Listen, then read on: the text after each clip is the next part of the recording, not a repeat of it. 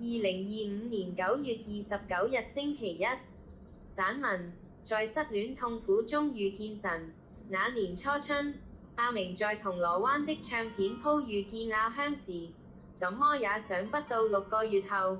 他會獨自一人坐在教會的長椅上默念着詩篇的經文，而坐在旁邊的是其他弟兄姊妹，永遠再沒可能是阿香。我父母在瑞士有一座3層高的藍白色獨立屋，夏天推開窗就是遠處阿爾卑斯山長年累月的雪景，好靚㗎，又聞到遠處山林飄來的清幽花香，真爽。阿香說這話時，他們2人就正擠在旺角那間只能放進4張桌子的糖水鋪裡，他舀起了一桌杏仁茶，眼睛在蒸汽裡亮晶晶的，他續說着，不過這碗糖水比萊芒湖畔的馬卡龍更甜。阿明只是點着頭表示明白，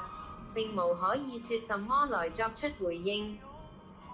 阿明看着自己月薪2萬元的銀行出糧單，他只是銀行裡某個部門的一個小職員，第一次體會到什麼叫做雲泥之別，一個在天，一個在地下深處的感覺。雖然如此，但他還是買了那張他隨口稱讚過的黑膠唱片，冒雨送到他半山豪宅的門口。管家出來應門，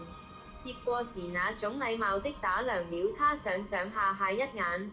讓他想起自己磨損的西裝袖口，可能已被管家看見了。阿明心裡就是有一點不舒服，那夜他總是耿耿於懷，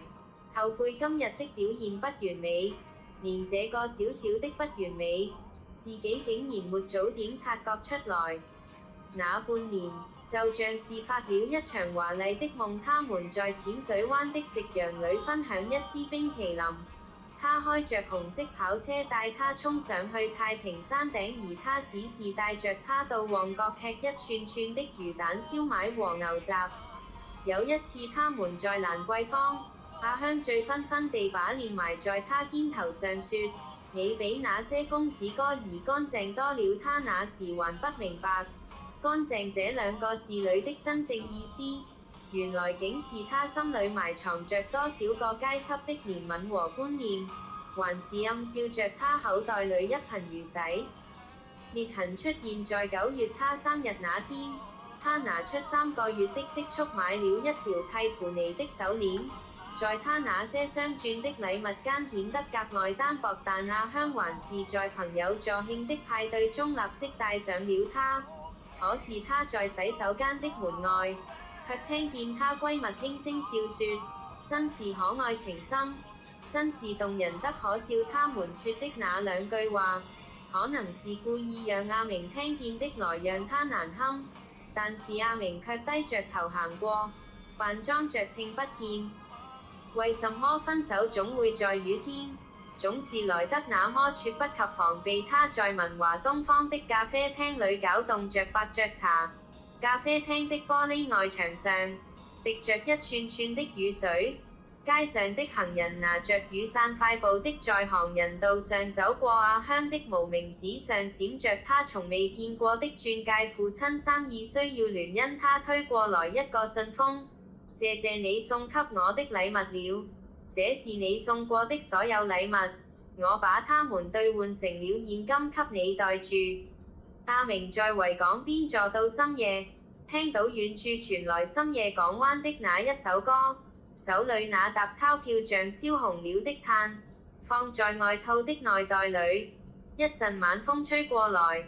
卻是那麼冷。他還在想着，究竟阿香的那句説話，究竟是在侮辱他嗎？還是可憐他？他恨自己為什麼不是出生在跑馬地的豪宅區裡，恨自己的父親只是個退休教師，恨自己連留住愛情的資本也沒有。經過精品店櫥窗時，他看見倒影裡那個穿着舊西裝的男人，突然明白童話全都是騙人的。灰姑娘之所以能嫁給王子，是因為她本來就是伯爵的女兒。她頓然明白富家女阿香認識她，只是他人生中的一種生活體驗。結論是誰也沒欠誰。時間過得很快，過了幾個月後便是聖誕夜。中環的某路上飄着人造雪花，阿明漫無目的地在行人路上行着，突然看見阿香挽着新婚丈夫的手走進半島酒店裡。那一刻他望見阿香，明明是看見他的，卻連一個招呼也沒打，就裝看不見他一樣。他們便趁着侍應拉開玻璃門時進了去。他那珍珠首飾戴在他頸項間閃耀着冷傲的光，那一刻他終於承認，有些距離不是單靠努力便可以跨越的。凡勞苦擔重擔的人，可以到我這裡來，教堂門口的燈光下。這句用粉筆寫的經文伴住了他的腳步，唱詩班正唱着平安夜。有個老太太遞給了他一塊薑餅人，孩子，上帝記得你原本的樣子。他跟着人群走進教堂裡去，被安排在最後排上坐下來。牧師正好講到馬太福音6章26節，你們看那天上的飛鳥，也不種，也不收，也不積蓄在倉裡，你們的天父尚且養活他，你們不比飛鳥貴重得多嗎？阿明想起每天在匯豐銀行處理的那些數字，突然覺得可笑。他竟以為人生的價值要靠那些東西來證明給他人自己的價值。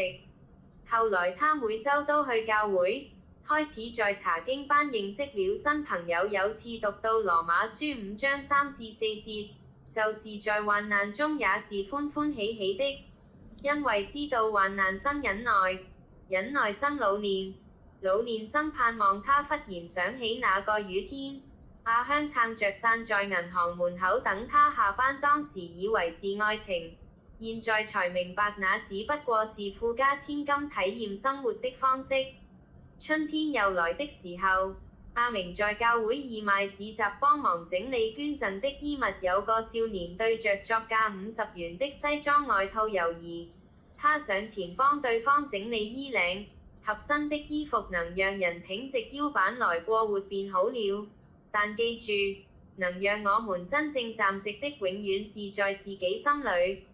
他說這話時，教堂鐘聲正響，鴿群飛過晴空，像誰把束縛都鬆開了。阿明望着湛藍色的天空，忽然理解傳道書裡說的虛空的虛空，凡事都是虛空。原來看破虛空之後，才能觸摸到真正的豐盛。全文配樂：張敬軒遇見神。